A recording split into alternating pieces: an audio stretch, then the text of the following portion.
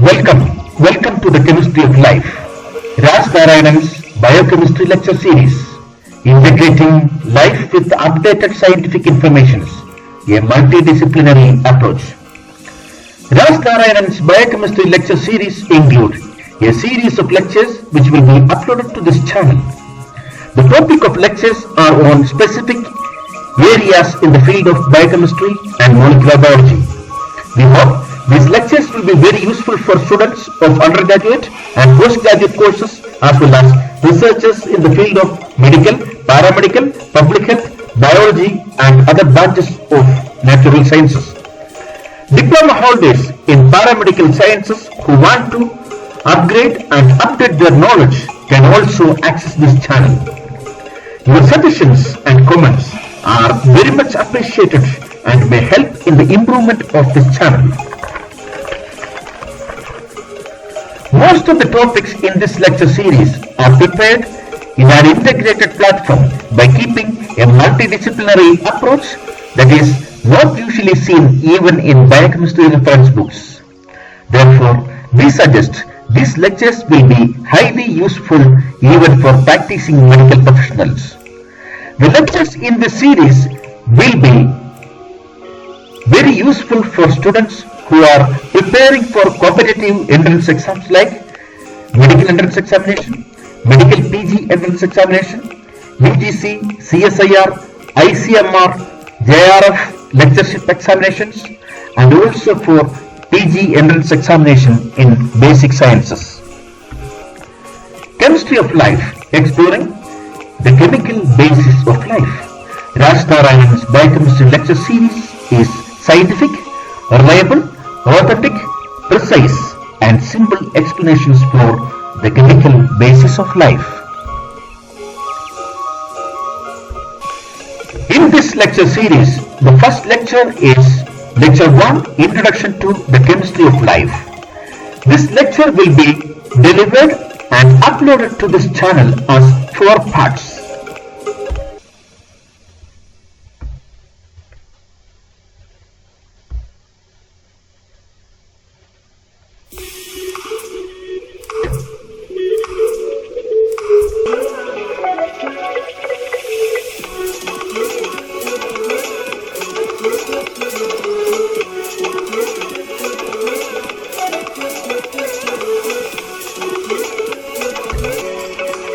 In part 3 of this lecture, we are going to discuss about the importance of water in the living system, acids and bases, pH and buffers, and physiological buffer systems which are important for the maintenance of life. Lecture 1, Introduction to the Chemistry of Life, Part 3. Based on the comments and feedback, more detailed explanations of each lecture will be uploaded to this channel in the future. We request not to miss any part of this lecture for getting a complete idea about the chemistry of life. That is very important prerequisite to attend future lectures in this lecture series.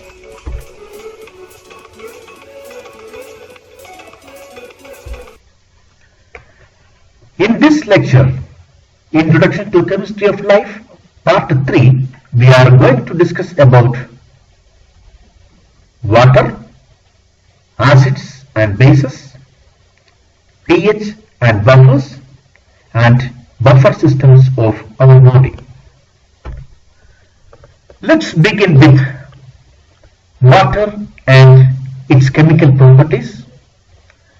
Here we are also going to see the importance and significance of water in the living system.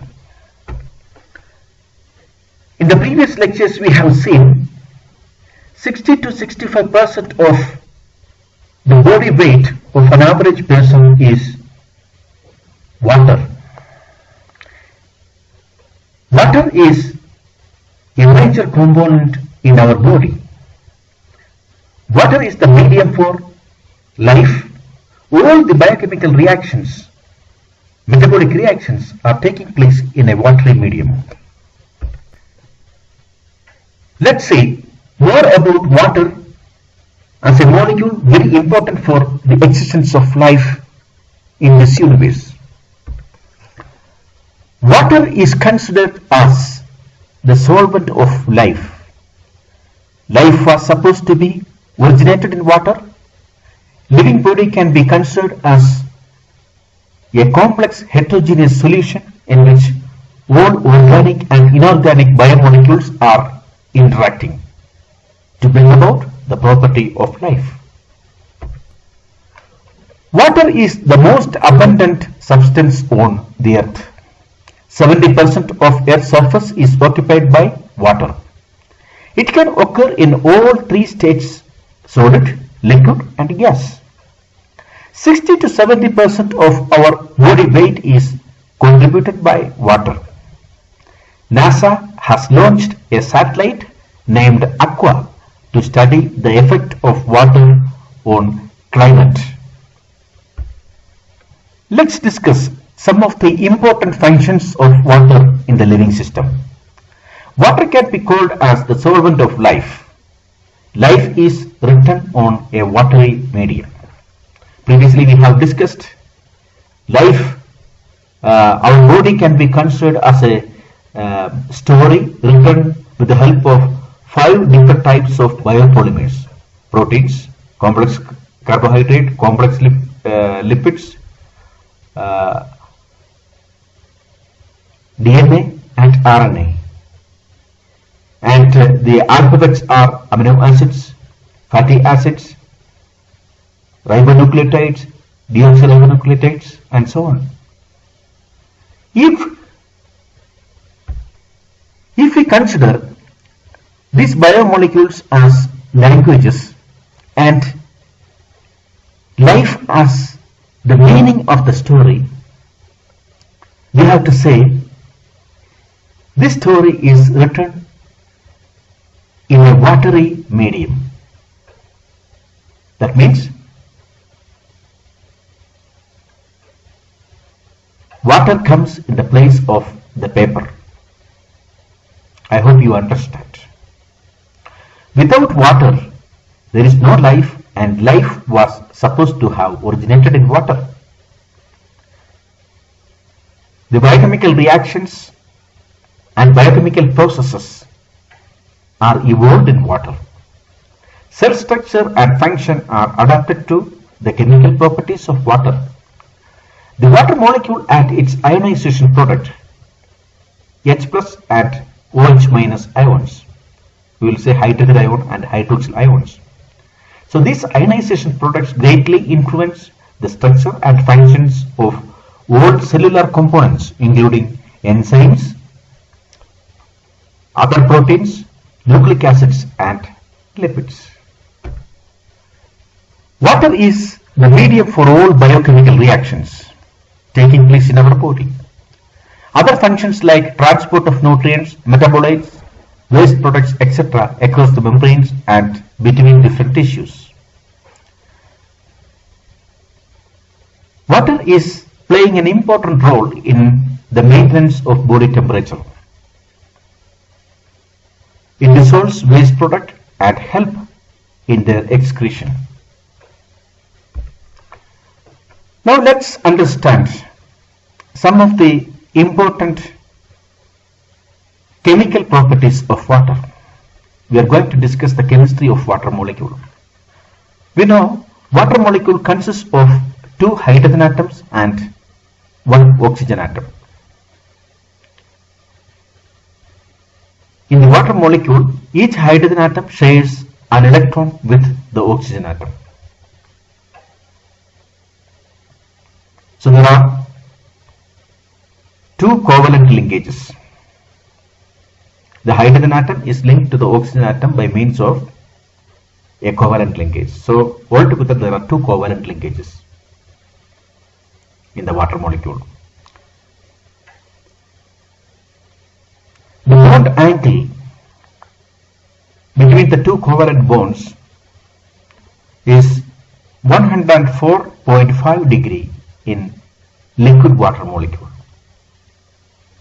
And because of this arrangement, the water molecule will have a tetrahedron shape This is very characteristic feature of water molecule.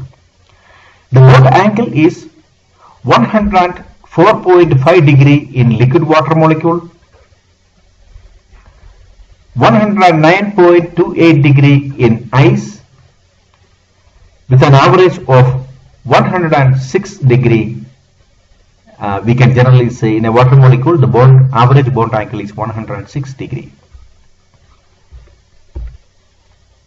Now let's have an idea about the interaction between water molecules. When we discuss about the interaction between water molecules,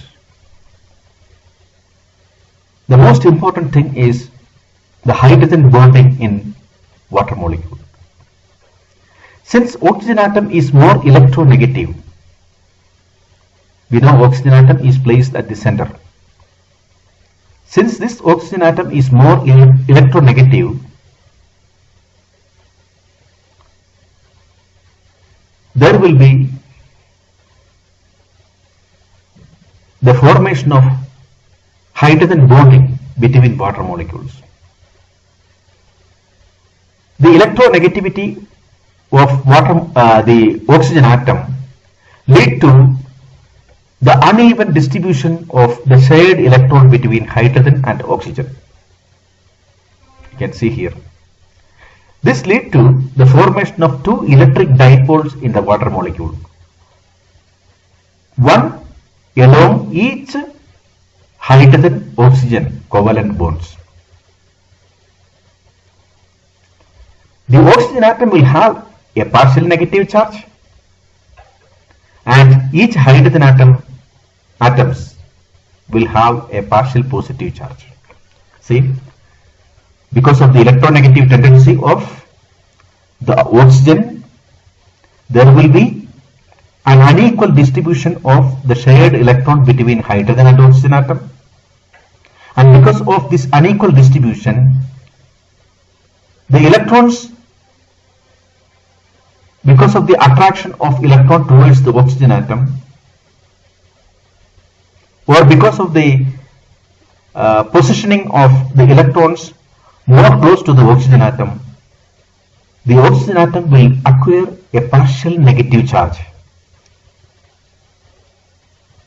and the hydrogen atoms the hydrogen atom that loses the electron, or that is more away from the electrons, will acquire a partial positive charge. Because of this unequal or uneven distribution of charges, an electric dipole will be formed. So the formation of electric dipoles leads to an electrostatic attraction between the oxygen atom of one water molecule with the hydrogen atom of another water molecule, and this electrostatic force of attraction is specifically known as hydrogen bond. See how hydrogen bond is formed? The hydrogen bond is formed between two adjacent water molecules with the electrostatic force of attraction between the partially negative oxygen atom of one water molecule with the partially positive hydrogen atom of another water molecule. So we can define hydrogen bond is an electrostatic force of attraction between the partially positive hydrogen atom with the partially negative oxygen atom that is present in another water molecule, a second water molecule. So a water molecule can form many hydrogen bonds with the surrounding water molecule.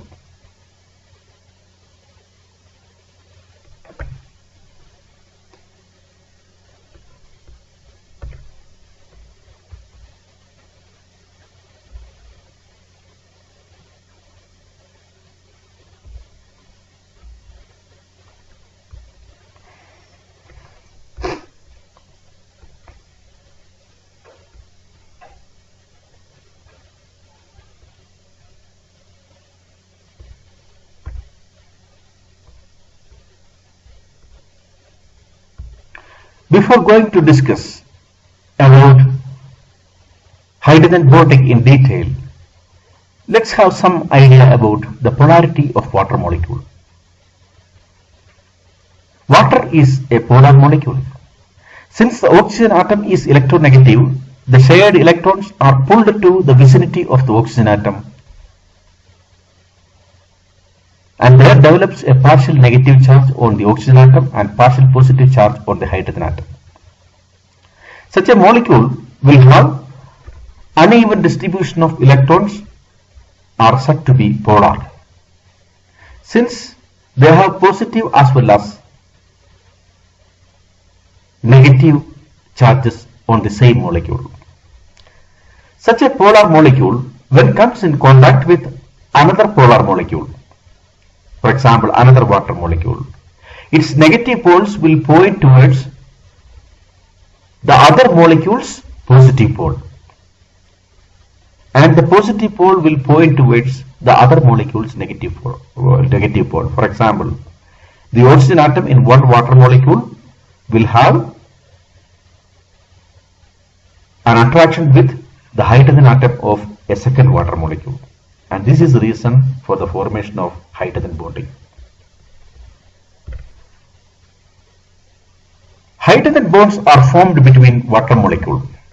A hydrogen bond can be defined as a weak electrostatic force of attraction between hydrogen atom present in one molecule and the electronegative atom such as oxygen atom present in another water molecule. Hydrogen bonds are weaker and has a bond length of 0.177 nanometer. The bond energy of hydrogen bond is 20 kilojoules per mole as compared to 460 kilojoules per mole of a covalent bond present in a water molecule. Previously we have discussed there are two covalent bonds in a water molecule. The bond energy of the covalent bond between hydrogen and oxygen is 460 kilojoule, but you see the bond energy of the hydrogen bond between two water molecules is 20 kilojoules per mole. That means the hydrogen bonds are very weak, very mild forces. In the liquid water, hydrogen bonds are continuously broken and reformed again. In liquid water, because since it is very mild force of attraction between water molecule, these hydrogen bonds will be broken, easily broken, and it can be reformed again. The network of hydrogen bonds confer great internal cohesion on liquid water. You can see here a water molecule present in the center can form hydrogen bonds with 4 surrounding water molecules between the hydrogen with the oxygen of one water molecule. The second hydrogen will form hydrogen bond with the oxygen of another water molecule. Then the oxygen, since it is having two partial negative charges, it can make hydrogen bonds with the hydrogens present on two different water molecules. So altogether, a water molecule present at the center can form hydrogen bonds with 4 surrounding water molecules. 1, 2, 3, 4. 2 bonds by the hydrogen atom, partially positive hydrogen atoms, and 2 bonds by the partially negative oxygen atom of water molecule. The tetrahedral arrangement of water molecule allows each water molecule to form hydrogen bonds with 4 neighboring water molecules. Theoretically, 4 hydrogen bonds can be formed, but in liquid water, since the molecules are in continuous motion, hydrogen bonds are easily broken or continuously broken and reformed. So an average of 3.4 hydrogen bonds per water molecule is seen in liquid water. The more the number of hydrogen bonds accounts for the relatively high melting point and boiling point of water. You see, two important properties of water to function as the solvent of life is high melting point and high boiling point.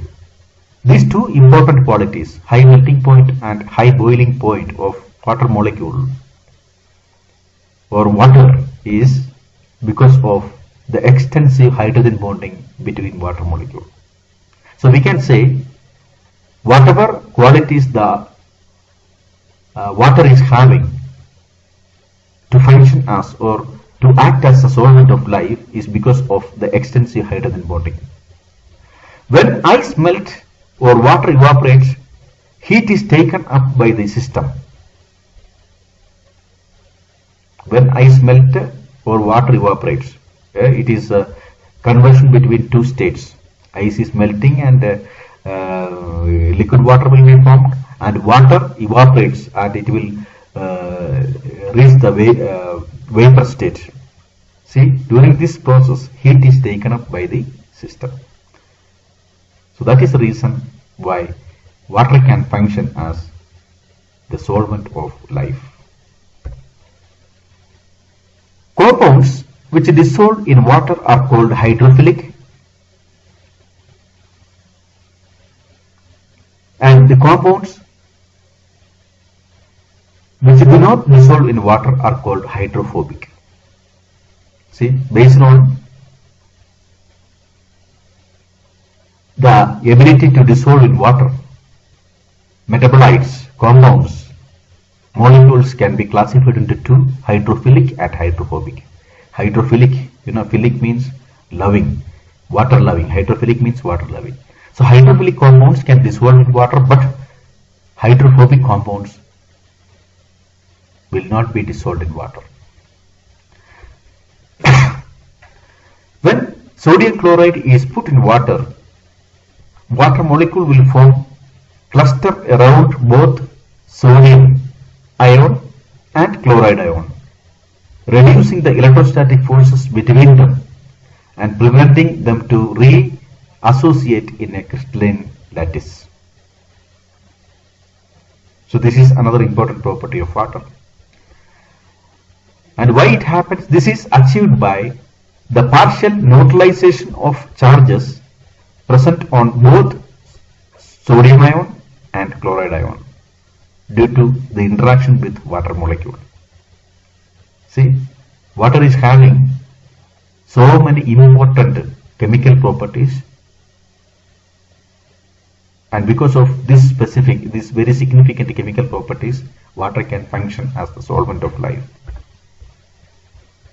Let's come to another important property of water. Ionization of water. Water has a slight tendency to ionize and can function as both a weak acid and a weak base. When it acts as an acid, it releases a proton to form hydroxyl ion. When it acts as a base, it accepts proton to form hydronium ion, H3O plus hydronium ion. Most protons in aqueous solution exist as hydronium ion. See, the H plus ion combines with OH minus ion, another water molecule, to form H3O plus, that is hydronium ion. You can see here, this is a water molecule,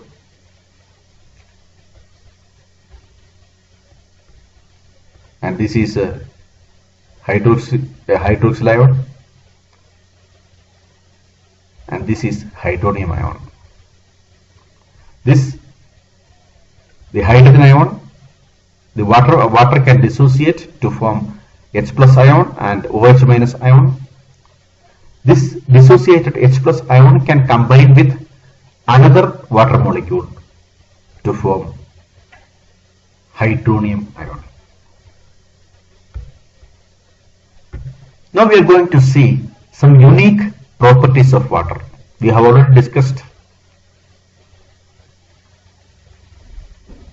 water is a polar molecule. Between water molecule there is extensive degree of hydrogen bonding. Water can exist in three different states: ice, liquid and vapor. solid, liquid and gaseous state, all the three states possible. And the water can act as weak acids and weak bases at the same time. And there are three ionization product, H plus ion, OH minus ion and also hydronium ion. Because of these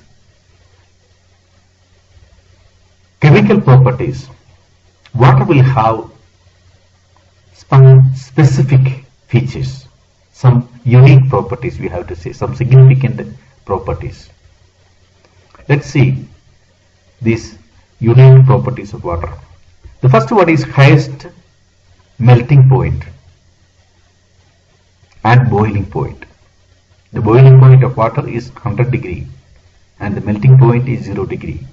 Due to the high degree of hydrogen bonding between molecules,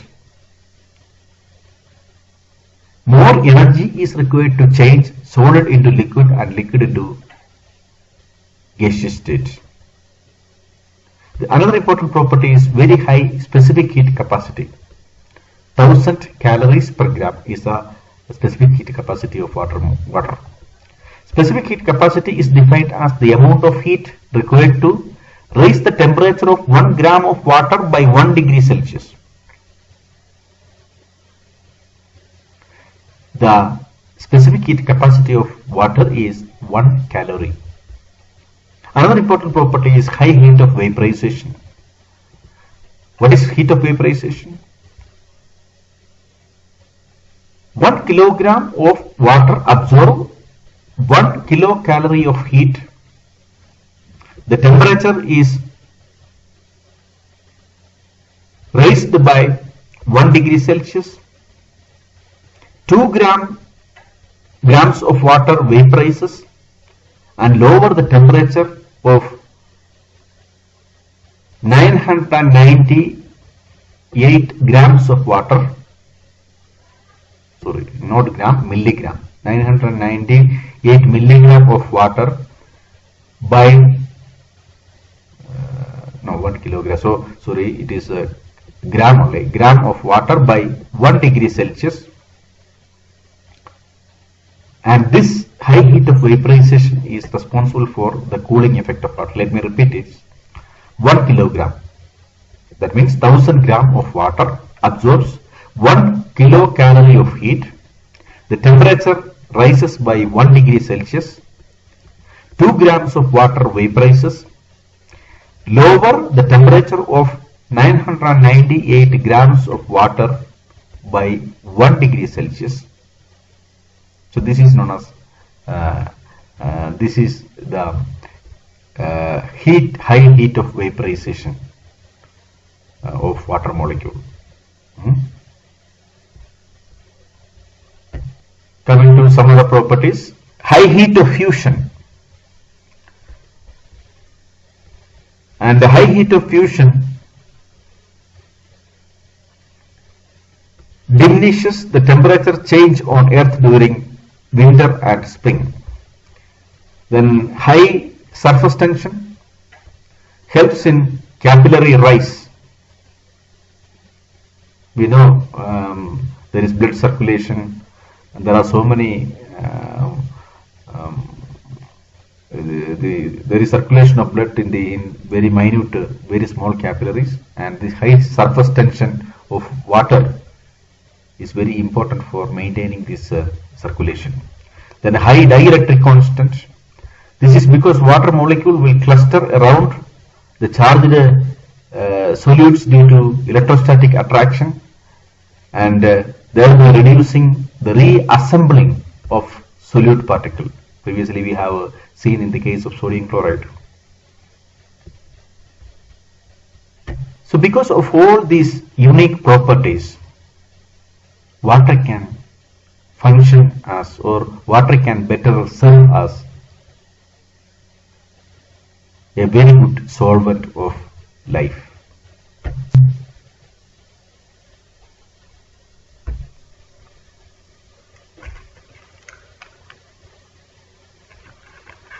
Before proceeding to the more complex topics in biochemistry, let's analyze certain other important concepts. Acids, bases, pH, buffers and buffer systems. As we have discussed before, our body is composed of large numbers of biomolecules of varying complexities. The interaction between these biomolecules is very important for the maintenance of life.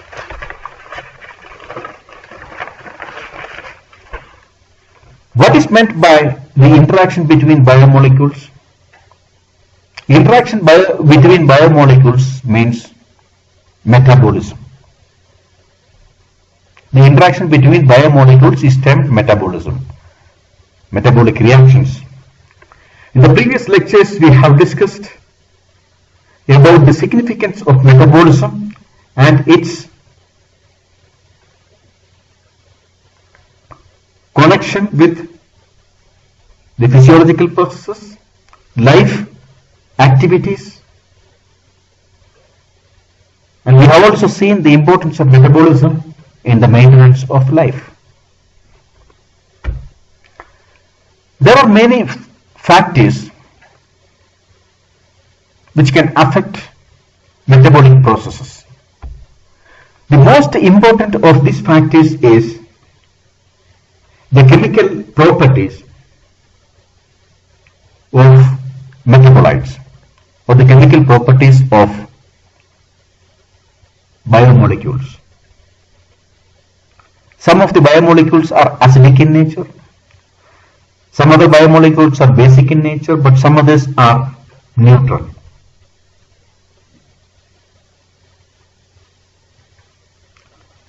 Acidic biomolecules will have net negative charge.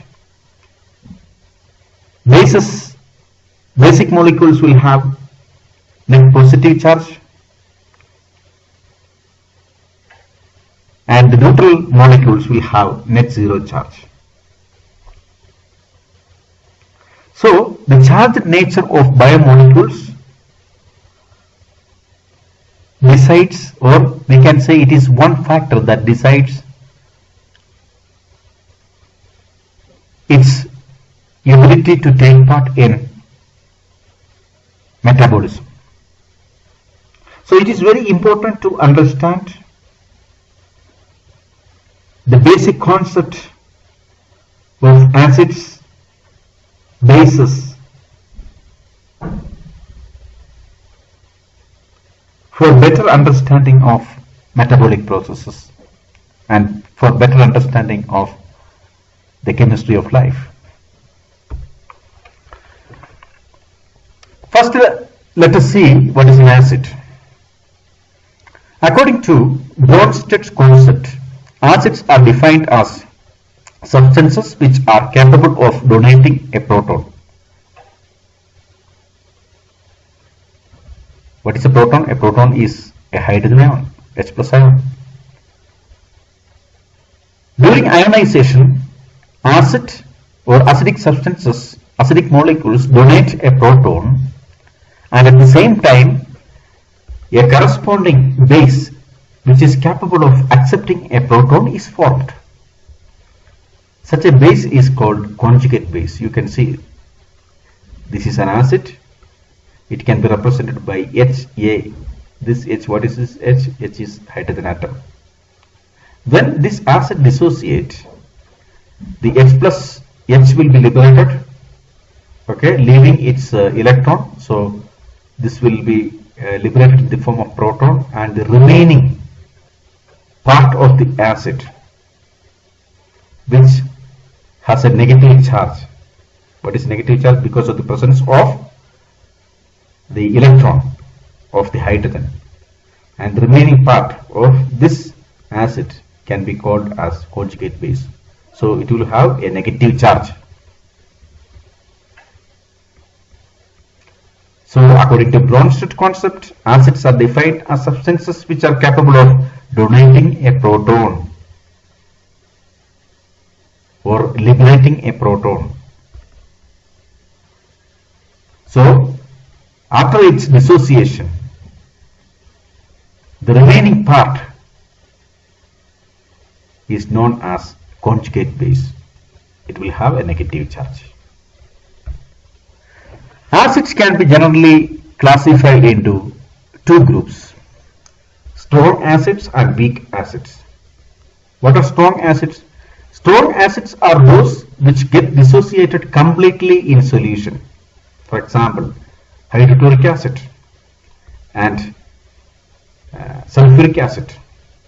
HCl. HCl is hydrochloric acid, H2SO4, H2SO4 is sulfuric acid. HCl dissociate into H plus and Cl minus. H2SO4, sulfuric acid dissociate into H plus and HSO4 minus. So Cl minus and HSO4 minus are the conjugate base for HCl and H2SO4 respectively.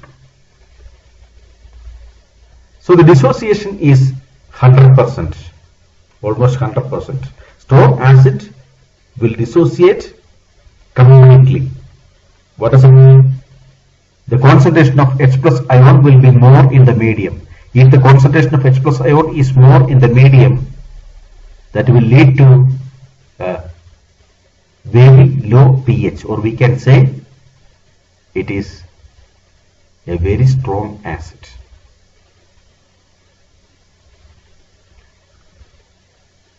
Let's come to weak acid. What are weak acids? Weak acids are those which dissociate only to a limited extent, not completely, or it will dissociate partially. And if the acid dissociates partially, the concentration of H plus ion depends on the dissociation constant, and the dissociation constant will be different for different acids. Let's see some examples for weak acid. Acetic acid, CH3COOH, acetic acid. Then carbonic acid, H2CO3, carbonic acid. Acetic acid dissociate partially, so the number of protons liberated will be less than the total number of acetic acid molecules. Similarly, carbonic acid, H2CO3 dissociate into HCO3 minus and H plus, and the number of H plus ion liberated during the dissociation of carbonic acid will be less than the total number of carbonic acid molecule. So the dissociation is partial. If the dissociation is partial, the concentration of H plus ions will be less than the total number of molecules of that acid. As a result, the acidity will be less, or we can say the pH will be high in the medium. So this is about weak acid. So strong acid dissociates completely, weak acid dissociates partially. In our body system, we have strong acids as well as weak acid. HCl. HCl is present in our stomach. It's a strong acid present in our stomach. Weak acids like carbonic acid and acetic acids are also present in our system.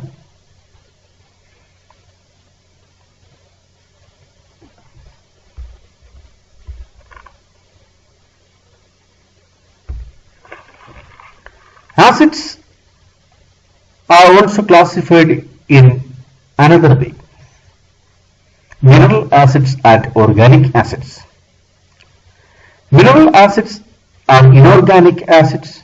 Example: hydrochloric acid, sulfuric acid, nitric acid, etc. Organic acids are organic compounds, and they contain an acidic carboxylic group. COOH group is there in organic acid. Examples for organic acids are acetic acid, citric acid, oxaloacetic acid, fumaric acid, malic acid, pyruvic acid, etc., etc. And most of the metabolites, or we can say most of the intermediates in our metabolic pathways, are organic acids. See, acetic acid, citric acid, oxaloacetic acid, fumaric acid, All these are intermediates in our metabolic pathways. Organic acids are weak acids and many of them are intermediates in body's metabolic pathway. Fatty acid can be considered as an organic acid but are often included under the class of lipids. All fatty acids are organic acid because they contain an acidic carboxylic group.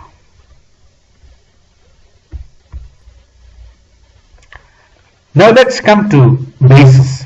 According to Bronsted concept, bases are defined as substances which are capable of accepting a proton. Previously we have discussed about acid. Acids are substances that donate a proton, but here bases are substances which can accept protons. Bases are classified into strong bases and weak bases. Strong bases are those which can dissociate completely. The dissociation is 100%. The number of hydroxyl ion formed as a result of dissociation will be equal to the number of base molecules.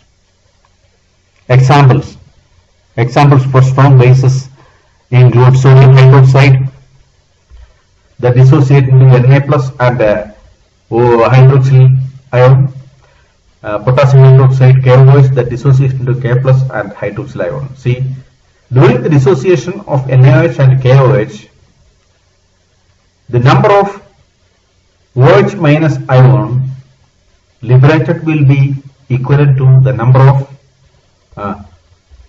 molecules of the bases. If there are 100 molecules of sodium hydroxide, there will be 100 molecules or 100 hydroxyl ions during its dissociation. And weak bases are those who dissociate, whose dissociation is not complete.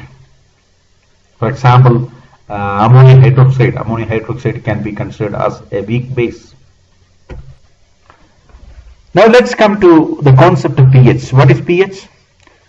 pH of a solution is defined as the negative logarithm of its H plus ion concentration.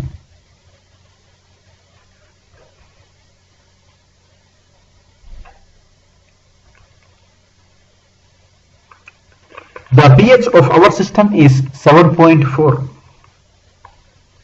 It is slightly alkaline pH. Neutral pH means 7. If the pH is less than 7,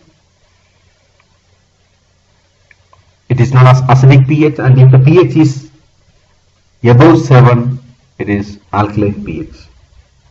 The pH of our system is 7.4, and this 7.4 is known as physiological pH. It is a constant pH. There should not be any change in physiological pH because our metabolic processes, metabolic activities, physiological function, all are adapted to this pH. If there is a change in the pH, if the pH decreases or if the pH increases above 7.4, the metabolism will be affected, physiological functions will be affected, and life activities will be affected. So the body maintains a constant pH called physiological pH. The value of the physiological pH is slightly alkaline and it is 7.4.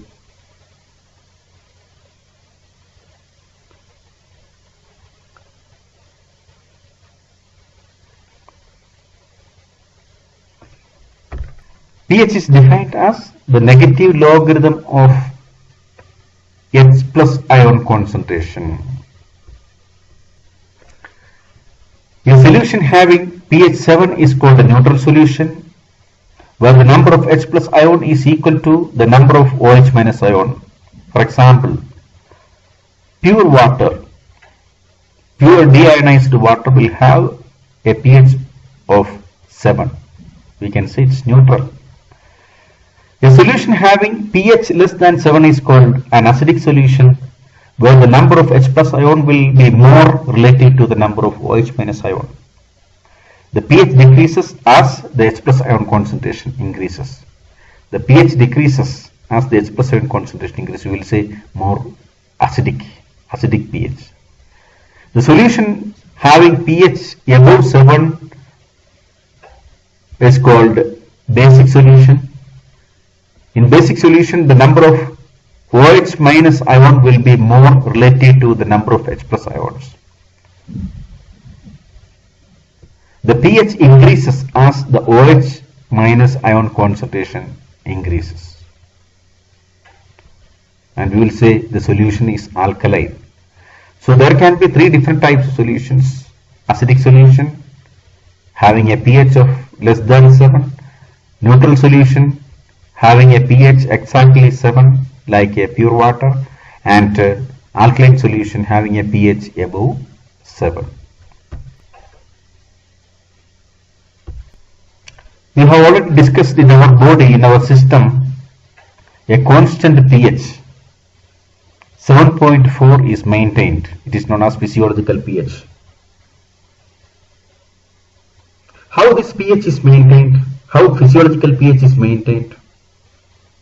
This is because of the presence of certain components in our system. They are known as buffers.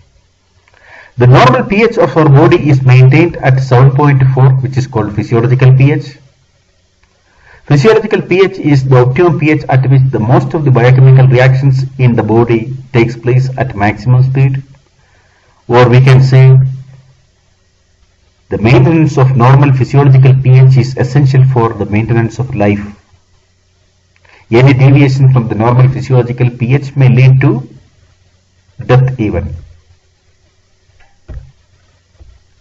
Acidosis is a condition in which the body pH is decreased below the normal. It is caused either by an increase in H plus ion concentration or by a decrease in OH minus ion concentration. Alkalosis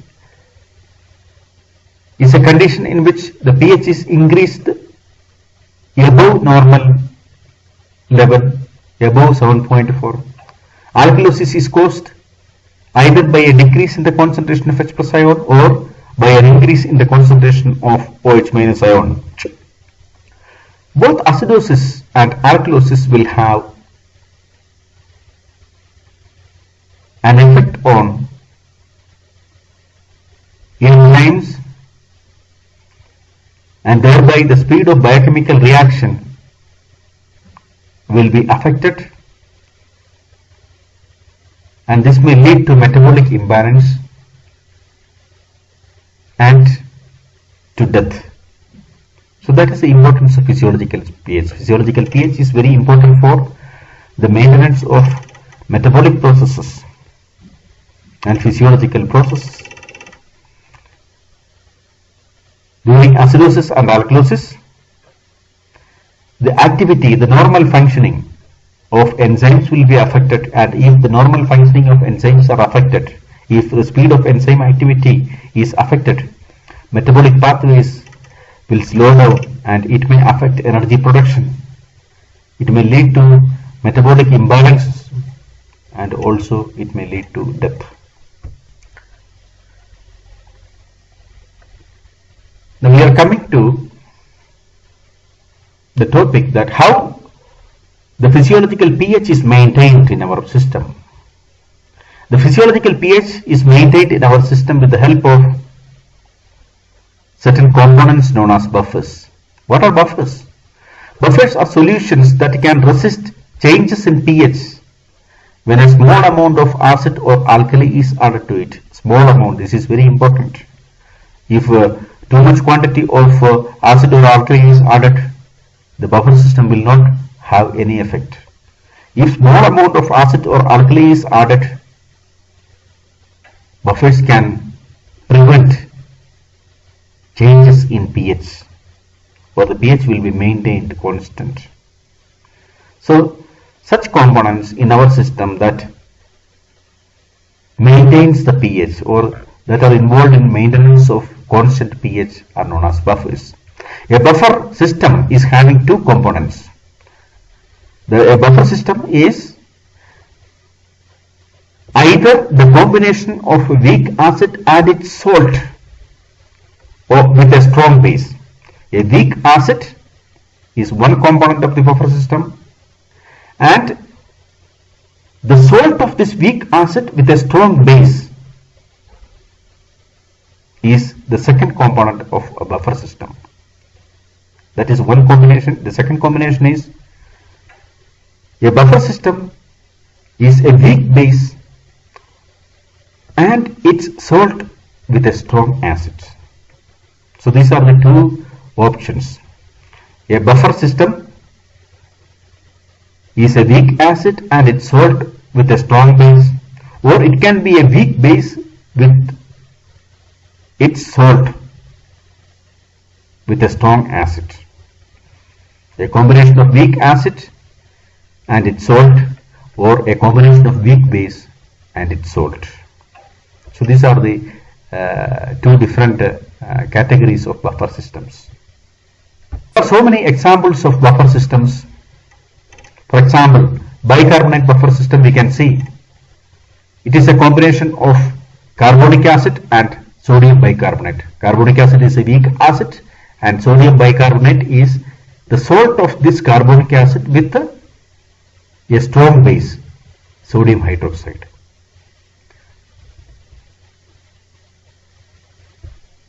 See, these are the two components. Sodium bicarbonate is the basic component and carbonic acid is the acidic component. Suppose if HCl is added to this buffer system, what will happen? HCl, you know, it's an acid, it will dissociate into H plus and Cl minus. The Cl minus will combine with, or it will react with sodium bicarbonate and carbonic acid will be formed and sodium chloride will be formed.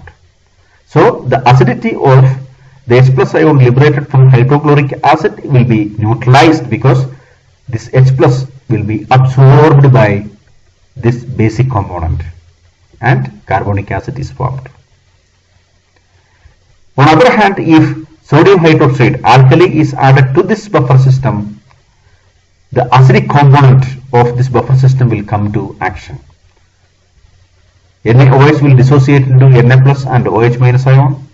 This OH minus ion react with this acidic component, that means the carbonic acid component, to form water and sodium bicarbonate. It's a salt, sodium bicarbonate, so that the alkalinity of OH minus ion will be neutralized.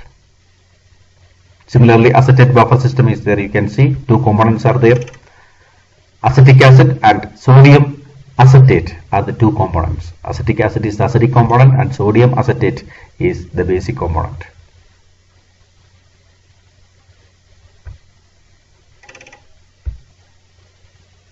Another example is phosphate buffer system. Here the components are sodium dihydrogen phosphate and disodium hydrogen phosphate. Sodium dihydrogen phosphate is the acidic component and disodium hydrogen phosphate is the basic component. So acetate buffer, phosphate buffer and bicarbonate buffer are examples for buffer systems. Now let's come to physiological buffer systems present in our body. Physiological buffers are those buffer systems which are present in our body that helps to maintain the normal physiological pH. Physiological buffers present in both body fluids and in tissues. Physiological buffer systems can neutralize the effect of H plus ion and OH minus ions formed during various biochemical reactions, and this will help to prevent the development of acidosis and alkalosis. So what is the importance of physiological buffer system? Physiological buffer systems prevent the development of acidosis and alkalosis, and it will help to maintain a constant pH known as physiological pH. The value of the physiological pH is 7.4. At the end of this lecture, part 3 of lecture 1, Introduction to the Chemistry of Life, we are going to see some of the examples for physiological buffer systems in our body. Bicarbonate buffer systems consisting of carbonic acid and sodium bicarbonate. Phosphate buffer system consisting of disodium hydrogen phosphate and sodium dihydrogen phosphate, hemoglobin buffer systems, and plasma protein buffer systems. So these are all examples for physiological buffer systems present in our body, and all these buffer systems together helps to maintain the pH of our system at 7.4. Okay, so the maintenance of constant physiological pH is very important for the maintenance of normal metabolism and maintenance of normal life activities.